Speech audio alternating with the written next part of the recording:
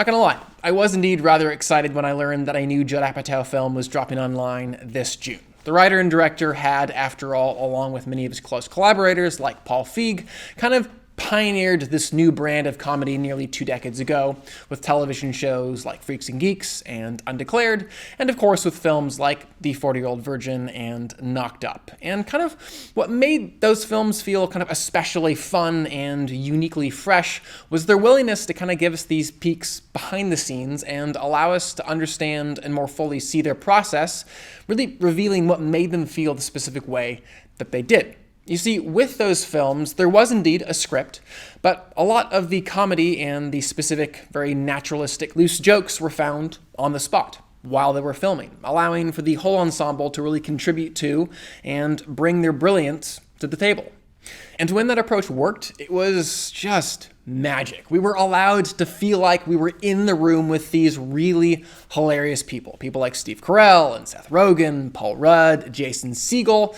We were just, for 2 hours anyways, allowed to feel like those guys were our friends, and we weren't just observing their hilarity, we were, even if just in a small way, actually participating in it. And having especially come out of decades, especially in the television arena, of very kind of canned laughs and heavily scripted jokes, this was just this great breath of fresh air in the comedy world. Of course, this is not me in any way hating on that older style of comedy. Some of my very favorite comedies of all time are extremely scripted and very tight and sculpted on the page. All this to say, though, I was just very excited to see what the Judd Apatow would be dishing up for us with the King of Staten Island. And as it turns out, he has in no way backed away from that very improvisational style.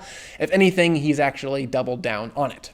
In watching this film, it was clear that it wasn't just individual scenes, but entire plot threads were conceived of and executed in this very, loose manner. Really, the entire film just kind of had this feeling of not being sure where it was going, which, to a certain extent, in specific moments and for specific characters, did work quite well, especially in the way that it lined up with the lead character and really who he was as a person.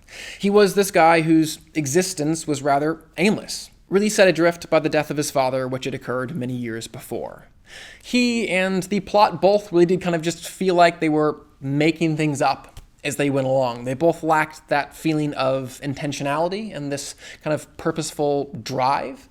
And there were moments throughout the film where this specific feeling actually did produce something that was rather effective and compelling, and in instances, quite humorous. And while I guess I have been talking a lot about Judd Apatow, I should also give due credit to this film's co-writer and star, Mr. Pete Davidson. You really could tell, in a positive way, that he wasn't really acting so much as just bringing himself to set every day and putting his own unique personality on camera. And again, because of that, we got a very believable performance as well as some very nice, naturalistic comedy. Now, about halfway through this film, the wonderful Marisa Tomei, who played Pete Davidson's character's mother, said to another character basically something to the effect of, "You make no sense. Everything that you say feels like it was kind of just grabbed from all these random ideas that you've collected over the years, and you've just tried to string them all together, but all of it just feels like fragments. You feel like fragments." And I do kind of feel like I could level the same complaint at this film. The randomness and looseness that I was just praising turned out to be this film's biggest issue as well. Within its rather lengthy 2-hour and 15-minute runtime, there was just scene after scene that really did feel half-baked, like the filmmakers behind them just didn't fully understand how to bring that scene to life, or perhaps more importantly, how to connect it to the scene that came previous to it, or the scene that would come after it. And connected to that, man, did this film lack a narrative engine. One of my favorite things about Judd Apatow's films like The 40-Year-Old Virgin or Knocked Up was the fact that even while their individual scenes did in fact have that very wonderful, loose, naturalistic, kind of meandering feeling to them, their overall narratives were never meandering. They were actually extremely tight and the overall conflict extremely clear. In The 40-Year-Old Virgin, would Steve Carell's character get laid by the end of the film? And Knocked Up, would Seth Rogen's character and would Katherine Heigl's character remain together and raise their child by the end of the film? You knew that, and you knew what was driving those characters forwards. You knew exactly why every single scene was in that film and what its purpose was, and it all just meshed. With The King of Staten Island, though, I really had no idea where the story was going for most of the film.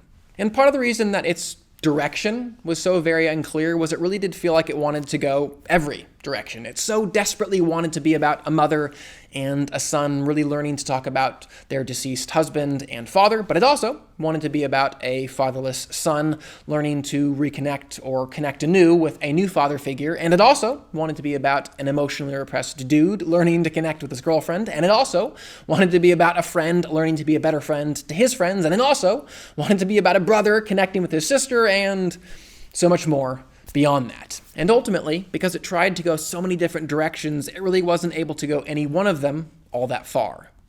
I gotta mention too, just because it's become clearer and clearer the more Judd Apatow films that I watch, but part of the reason why his earlier films were as uproariously hilarious as they were was just because he was blessed to work with such comedy geniuses as Steve Carell, Jason Segel, Paul Rudd, and the like. And I'm not saying that Pete Davidson isn't talented and occasionally funny in this film. It was just clear that this film as a whole wasn't as uproariously hilarious as it wanted to be.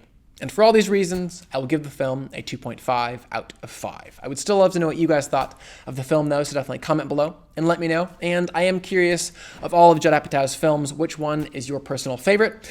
If I was just looking at his films, I probably would say The 40-Year-Old Virgin, though if I was to include in that his television career as well, I love Freaks and Geeks. Finally, please do subscribe. I'm going to continue to review films and television on this channel, and I would love for you to stay up to date on all of those things. But for now, I'm Chris Hartwell. This is The Heartbeat. Thank you for joining me.